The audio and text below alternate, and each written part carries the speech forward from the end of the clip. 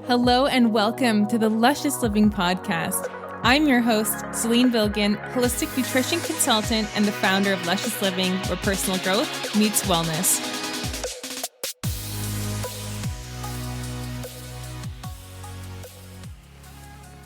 Ladies, we've heard that PMS is a feminine curse, and it's time to bust that myth. Did you know that your period is actually a sacred and beautiful time for you? It doesn't feel like that when you have symptoms of cramps, bloating, nausea, headaches, and more.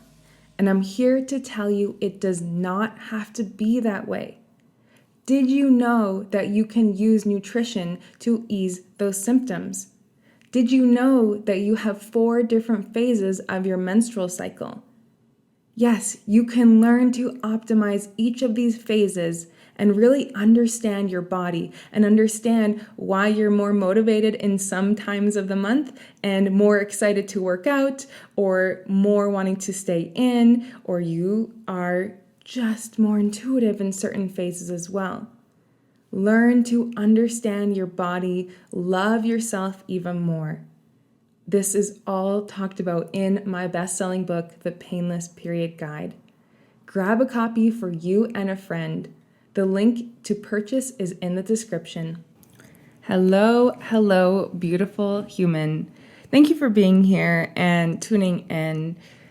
Today is an episode that is about my personal health journey, and I was even unsure if I should share this, and I asked 2 good friends about it, and they're like, yeah. And it's funny, I don't even know why I questioned it, and I guess partially because I'm like, well, I help women with hormone balance, and I should be perfect at this. And I really want to share with you that I am not perfect with it. And it's actually kind of cool that I get to go through this process again, which I'm about to share, and what I'm doing to support my body. And this is something that made me start writing the Painless Period Guide in the first place. And that is because I have recently, in this past month, or 2 months actually, now that I think back, I started spotting again. And not even just like little bit, basically 2 periods in a month. So when I wrote the book, The Painless Period Guide, it was because I was having 2 to 4 periods in a month. And I was told the only options I had were going on birth control, which I was not okay with. Birth control was not helpful for me. Beyond contraceptive, it was not good for my mental or physical health.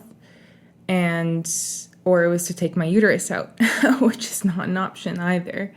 And obviously, I always just have this very inquisitive mind, like, why is this even happening? Instead of just taking out the problem, let's address why this is happening. And this is the same thing for any other symptom, whether it's hormone balance or heartburn or acne. We are so quick to put on a Band-Aid solution to it. That's not what this episode is about. It's actually getting to the root of it and on a mind-body level, not just nutrition, because I know this one is really internal. It's more in the mind and emotional state. And so because I want to be talking more and more about that, I know that when I listen to someone overcome their own journey, I know it just increases my own belief. And so my hope is that you are inspired to take action towards your health and know that you can solve your challenges, sometimes by yourself and other times with support. And I have gotten a lot of support throughout the years. I have always invested in a coach or a mentor or a nutritionist or a personal trainer. So anyways, well, let me begin. So I started to, it was just about a month and a half ago then. So I started to have, again, I'm recording this in February, and I had my period twice. And I know exactly why it happened. And I was pretty bummed, to be honest. I'm like, I know better. And I talked to other women about hormone balance. So why did it happen? Why does spotting happen. And this is really important to listen to for pregnancy as well, because what happens is we need the hormone progesterone to maintain the uterine lining.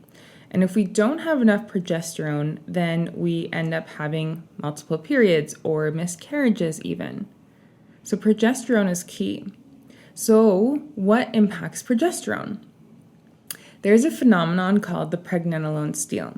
And pregnenolone is the mother hormone of hormones like progesterone and cortisol, for example, okay?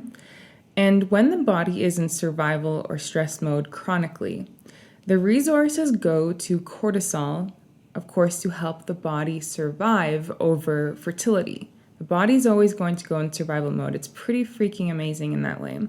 Okay, so if you're in survival mode, you are not going to be optimizing fertility.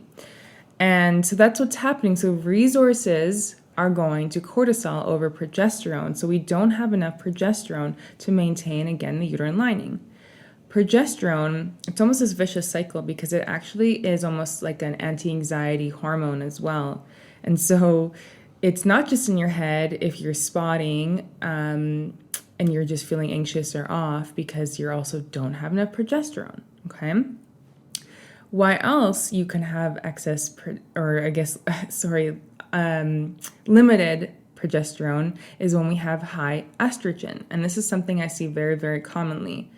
You can tell you have high estrogen or estrogen dominance if you have PMS symptoms. So breast tenderness, mood swings, difficulty losing weight.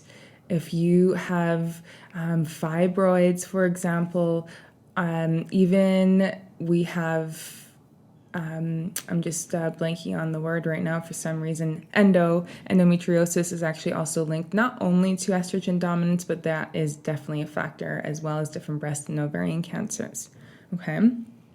So why does that happen? So we dig even deeper. So if the liver is impaired, okay, or the bowel movements are impaired, well, that is going to make a huge impact because we need the liver and the bowel movements to detox this excess estrogen. Okay, so again, if you're constipated, even if you have diarrhea, this is an issue.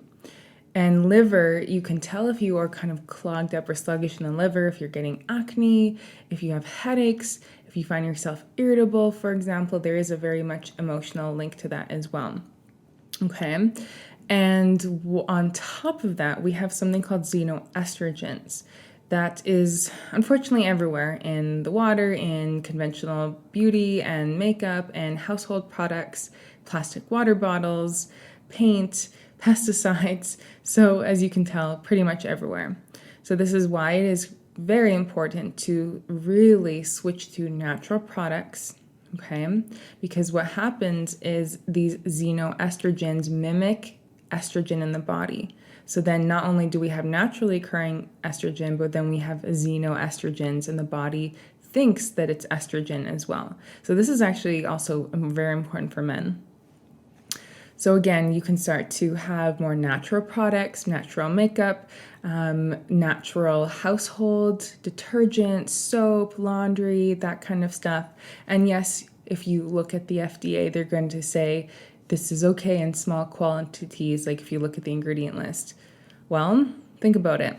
You're probably brushing your teeth and putting on makeup and shampooing your hair daily, if not every second day or whatever your routine is, okay?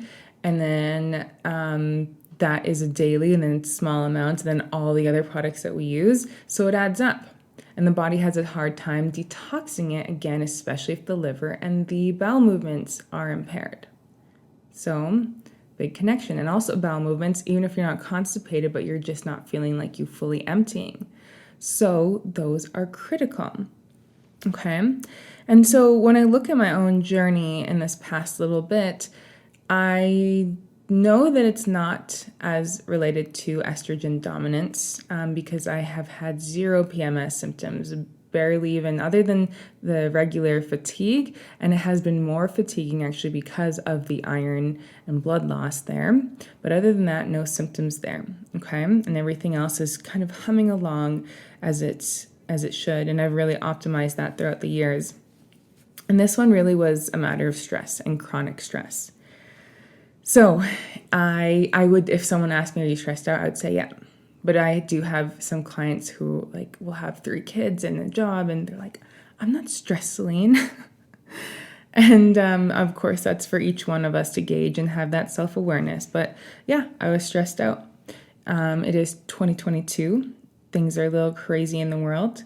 I was putting on a conference, signed up for an ultra. I have client work and projects and workshops coming up, and it was a lot. It was a lot. It was too much, to be very honest with you. And so I found myself in a constant state of stress, and I just could not rest. Like my body was on this high alert. And again, cortisol production was happening, and therefore less progesterone. So that was a big one.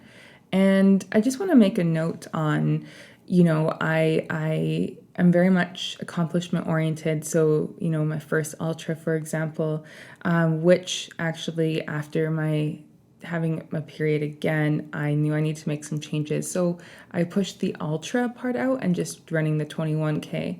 And I think about that where there's cyclical living, and when we do things like marathons or bigger trainings, it doesn't really get us the opportunity to be in cyclical living. And that's something that I'm always learning as well, right? Because the world is not exactly set up around women's hormone cycles. And we can just do the best that we can. Okay. And so if you're actually curious, you're listening to this and you haven't already read the Painless Period Guide, I go into the 4 phases of our hormone cycle within a single month. And then you will be able to tune into your body better and know that luteal phase is when you're coming to a rest, you're finishing up projects, versus your ovulatory phase is when you're really at your peak. Okay. So one big thing there, I was not optimizing that. Again, I was just go constantly. Okay. Big one is that I was on the computer until 9 or 10 at night, just finishing up projects, which is really going to impact the hormones because of the circadian rhythm. Okay. So that's a really big one. And honestly, it was really those 2 things. If I really can pinpoint it, as the stress and not relaxing at all, like at all. And then when I was sleeping, but when I was sleeping, I was having very restless sleeps or nightmares and things like that as well. Or not necessarily even nightmares, but just stressful dreams. Okay. So, and I was also not drinking a lot of coffee. I have just about a cup of coffee, but I was drinking it even though I didn't feel like drinking the rest of my coffee, if that makes sense. Okay. So what did I do? What did I put in place for myself? Again, this is just for my own journey, and everyone's going to be different. But so I really started to prioritize that things that actually were needle movers and actually let go of other commitments in my life. That was difficult conversations that I did not necessarily want to have. And one of those difficult conversations was with myself about the ultra. Obviously, it's still happening, but it was, I was like, why am I trying to do all of this at the same time? Like, what am I trying to prove to myself? And so that was a difficult conversation with myself. That self-awareness, that self-honesty is huge. So I invite you to look at what are the people, the places, the commitments that don't actually serve your goals, your mission. So take a look at that. Okay. And so for myself, what are some other things that made me feel good and relaxed? Okay. So one of those things I know always makes me feel good is an infrared sauna. If you have not already gone to an infrared sauna, I highly recommend it. You just feel so good and clean and just after. Yeah. Another big one for me is the feeling of safety. Okay. So safety, having a fridge full of good food, clean and tidy home, which is usually the case, but just, those things just make me feel good and safe. Having beauty, so fresh flowers in the house, those kinds of things are really, really important for me, and they subconsciously signal safety. Okay, so think about that for yourself. Also, less coffee for me. So whether it's half a cup of coffee or not starting the day with it, that was one thing. And I know not to do this, but is to have black coffee on an empty stomach. Okay, so just having with some cream or having it with breakfast. Okay, and then again, really limiting tech until 8 p.m. A 9 p.m. max. Okay. Some supplements that work for me specifically is evening primrose oil, magnesium, which is always a go. Beef organs, or just having more grass-fed beef organs, which I've been doing. I'm loving it. If you check out my Instagram stories, I'm always sharing, some food and recipes like that. And then ashwagandha, which is really, really helpful for hormone balance. And I have that with a little bit of butter and honey as well to absorb. Those are the really, really big things. And of course, always fiber, always cruciferous vegetables. That's a really, really big one. So broccoli, Brussels sprouts, cauliflower, cabbage, etc. That's going to be really, really important as well on the journey. So that's a big one. And then just looking at lost iron, again, through beef, through organ meat especially, which is very, very high in iron. Looking at having vitamin C rich foods along with iron, which is going to be very helpful. I do not recommend iron supplements, by the way. Okay. So that is really summing up what I've been doing. And it's really a beautiful thing to be empowered about your own body, because I find that we've outsourced our power. We don't even know what our own symptoms are saying, and then so we think we have to medicate or suppress these symptoms or ignore them, which I was doing, is ignoring them. Okay, so the big thing, if you are spotting, is to have relaxation in your life and let go of some of those bigger commitments, to be in this state of rhythm, again, with the sun and the night, and not interrupting that with blue light technology, which is our phones and laptops, right? So that's a big one. Making sure we're getting enough nutrients, optimizing the liver and elimination channels, essentially, okay? So potential steps for you is also making sure you read a copy of the Painless Period Guide.